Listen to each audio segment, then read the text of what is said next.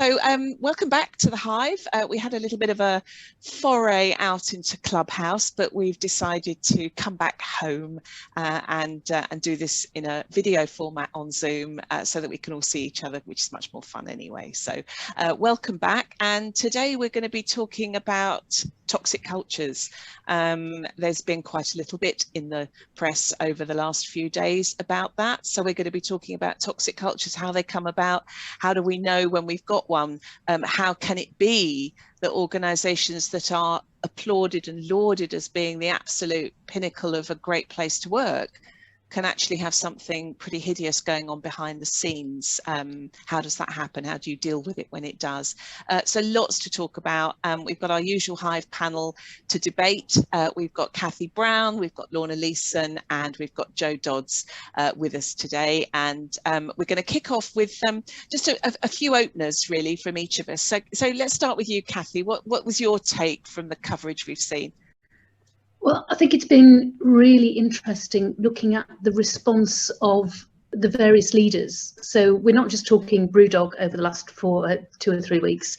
We're also talking, for instance, the Met Police on the back of the Daniel Morgan report that has come out, and really by implication into our government and the Home Office and everything else. But if you look at the guy in charge of Brewdog, clearly, I think my impression is the comeback to him came as a shock, and apparently his initial reaction was absolutely to come out all guns blazing and say there's nothing wrong with me, this is all rubbish, whatever.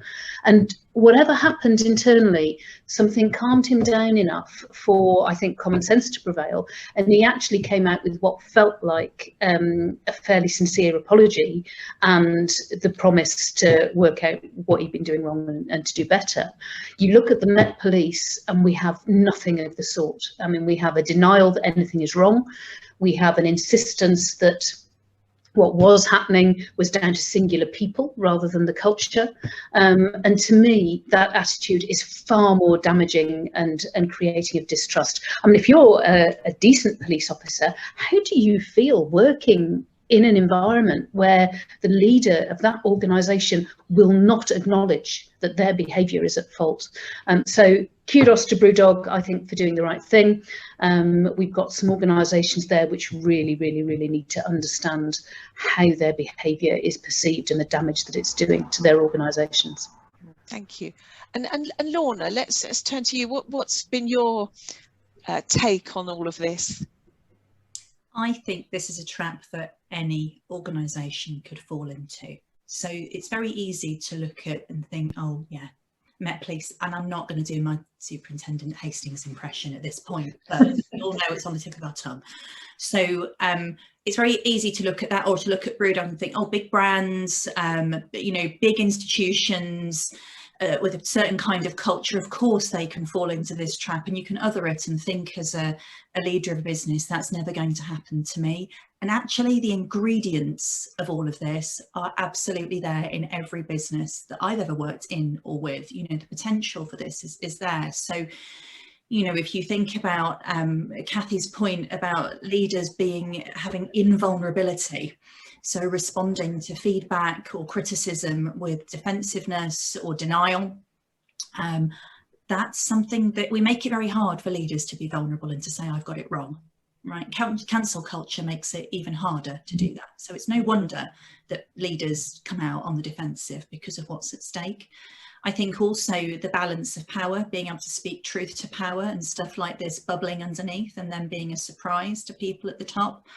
I sat in a meeting with a senior executive team yesterday, and one of the newest joiners was bold enough to point out an element that they believed of the culture was toxic, and took incredible bravery for them to do that. And there was a really interesting conversation where a very long-standing leader said, I may be over there, but not in my part of the world.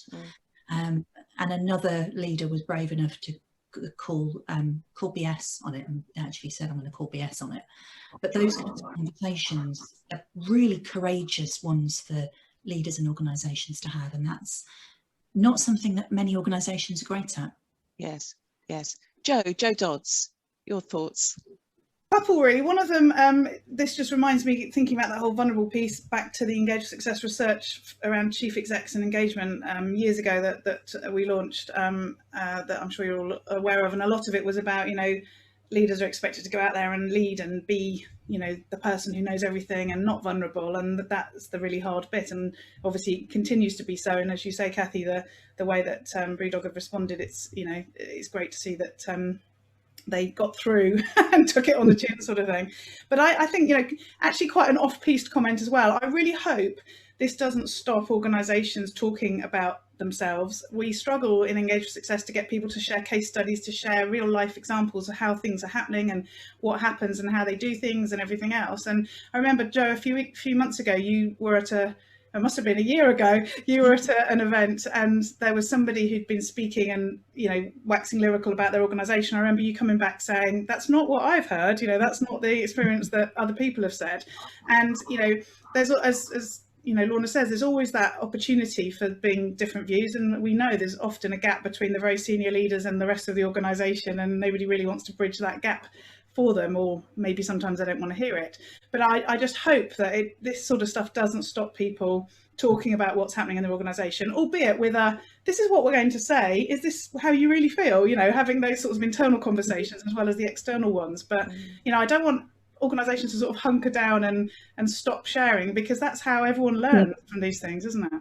Absolutely. That reminds me of there was a documentary some years ago which United Utilities did. Yes.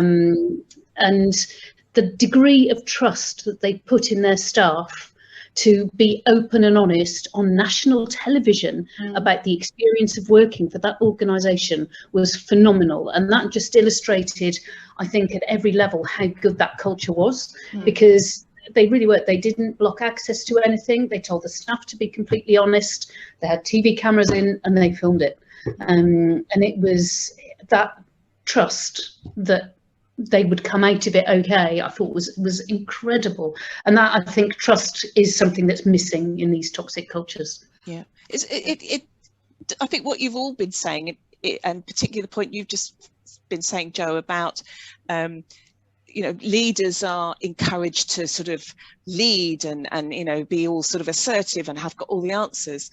And actually, if we're going to create a situation where organisations don't feel afraid to come out and share their stories, albeit recognising they're not perfect, then we've got to actually create an environment where people feel suitably honest and open and transparent, that people can trust, as you were saying, Cathy, and recognising that we're not there yet. You know, people to tell their story and say, we know we're not perfect, or we know we don't always get it right, or actually we got it wrong on that occasion and we're sorry and this is what we're going to do about it, is actually an incredibly powerful lesson for other people to learn from, isn't it, actually? So it will be very interesting to see, because Brewdog have been quite a big name on the kind of conference circuit of talking about their culture. You know,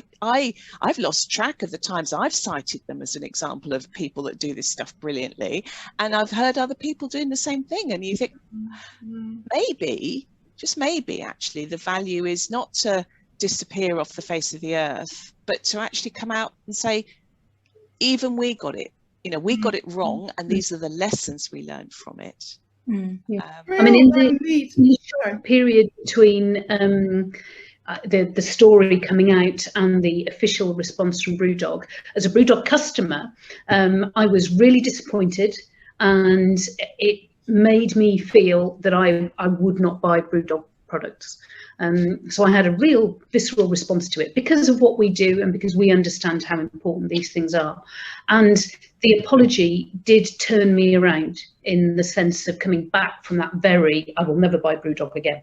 And so, you know, from that very simple bottom line perspective, it was absolutely the right thing to do in the way that they did it. There's a real need, though, to educate people. We talked about emotional intelligence and all that sort of stuff in business forever, and it's such an important thing to be able to do. And I mean, it's really hard because I'm a bit of a see both sides of every story person, as those of you who know me know. And it's like, you want people to sort of go, yeah, we've got an issue, we need to deal with it. But then you don't want them to go, yeah, it's really rubbish around here, isn't it? You want to sort of have that spin of positivity as well. And but you don't want it to be spin. But it's like, how do you sort of walk that line between acknowledging the reality and knowing there's an issue, knowing that something's got to be done about it, but also sort of keeping people going, particularly in this climate of the media? Look at what's happening with the government and everything else at the moment. Whatever anyone does, there's always going to be loads of criticism of it, and often stuff that's just completely hyped as well. How can people need to know how to handle these things, say the right things and do the right things, but not have it all go down the pan because everyone's in the doldrums because we're just being really honest that it's really rubbish around here, sort of thing. I don't know, it's really hard. I think there's a couple of pieces. So I think that what you're touching on, Jo, is something that I feel really passionate about, which is that we are all adults when we come to work. So if we see something that we think needs to change, isn't right, we have a responsibility to address that, and to do it in a constructive way. So I have a bit of an issue with the way that the former Brewdog employees have voiced their concerns. I understand why they've got to that point. I see it completely. But I think that Brené Brown has a really good point in her research, which is that shame doesn't drive change. If you look to shame people, if you look to say, this is toxic, you're a terrible leader, here's another example of why you're a terrible leader, it's us, the employees, against you, the awful employer, you're not going to make any change there. And if you really do want to see some change, then what you need to do is give feedback in a compassionate way. And if I'm going to go all the way back to transaction analysis, it is adult to adult, not child, rebellious child to controlling parent, for example. So I do think there's that. And I think that because of that, the cancel culture, the noise around all of that makes it really difficult for businesses to say, hey, we got it wrong. We're learning here. But I'm a bit cynical with Brewdog and their response. So there was an intermediate internal email that was released in between the public response and the employee email, which was sort of, I think, what Cathy was talking about with the immediate, the CEO's kind of, not me, didn't do anything wrong, everybody here loves me, go and tell them how much you love us, was an internal email that said, can you just sign this letter saying that you love us? Yes. It's a bit needy and a bit defensive.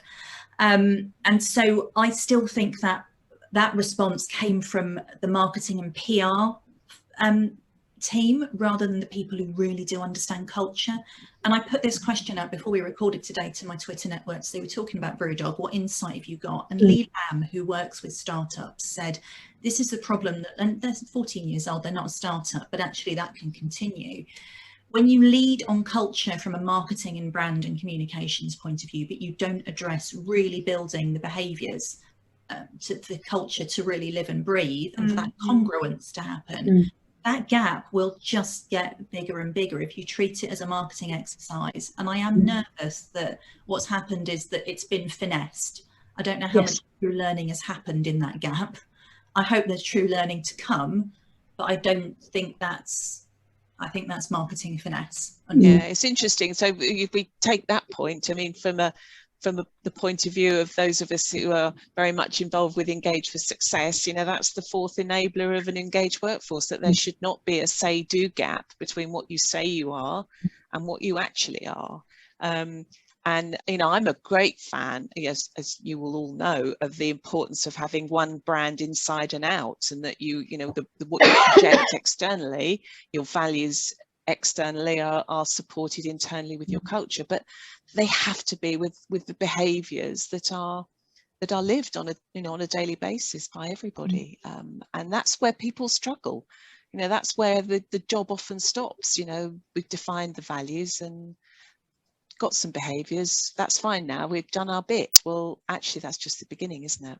think it's a really interesting point about the branding thing for startups and building everything around that, because it's exciting, isn't it? And everyone like gets swept along with it, and you can see why it could work or not, depending on if probably luck in some ways, whether it just keeps it all together, or whether in the end, as you say, it sort of drives it apart, because once excitement's gone or there's issues or whatever, it's not dyed in the wall all the way through the organisation. It's just a message sort of. It's interesting though, isn't it, with startups particularly, there's usually the power of the individual behind it, the personality of that founder, that initial entrepreneur that permeates the culture, and the culture really is driven and led and modelled by them.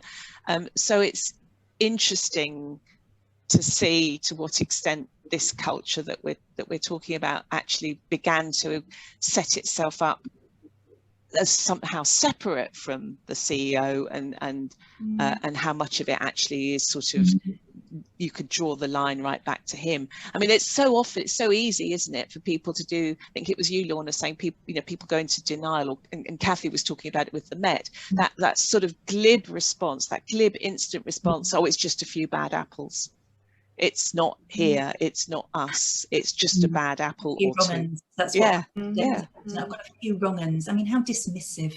If you're not going to listen, that's... And it is denial, and it is invulnerability. It's like, I don't want to have to go there. I don't want to have to go there, because all the things that are shoring up my leadership model might crumble if I go there completely. And it's just as important in small organisations as it is in large. I mean, if we're talking startups, in general, they're not huge, and it's a question I've already asked within my new organisation, because we are doing business support for startups. That's what we do, and then growth advice afterwards, and we don't specifically address culture, engagement, people. We do all of the business stuff. For me, I think it's a huge opportunity for us to expand what we do. It has to. You've also got the thing.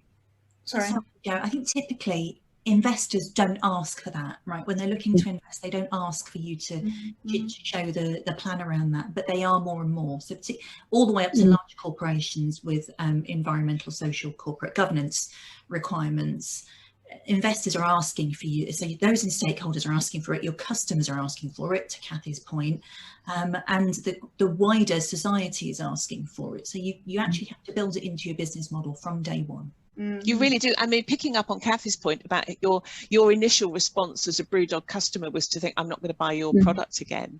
I mean, that is increasingly the attitude of mind of the millennial generation and the generations coming up, Gen Z coming up behind. They do not see a difference between the brands that they buy and the organizations that market them. They expect them to have a purpose and a contribution to society and an honesty and something that they feel they can align with, and they will pay with their, or they will vote with their feet or their credit cards when it comes to people getting that stuff wrong. So investors have to take this stuff into account, don't they? There's the other thing about the leaders, in that often as well, the people who start a business aren't the right people to run it. So for the first however many years, that's the sort of culture, that's the sort of person you need. And then when it gets into a more mature business, it's a different type of leader, and not many of them make that sort of change well. And maybe that's what's happening here. Maybe it was easy to lead when it was all exciting and branded and everything else, and now they need a different type of leadership.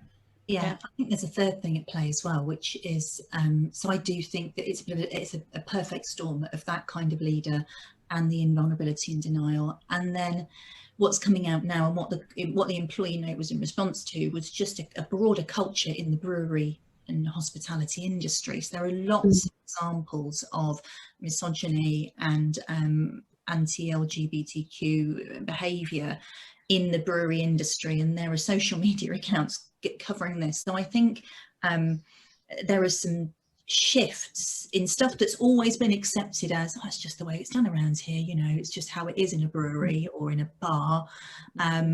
That stuff isn't going to fly anymore. If you look at all the industries that are having those moments, pet police, breweries, publishing, film industry.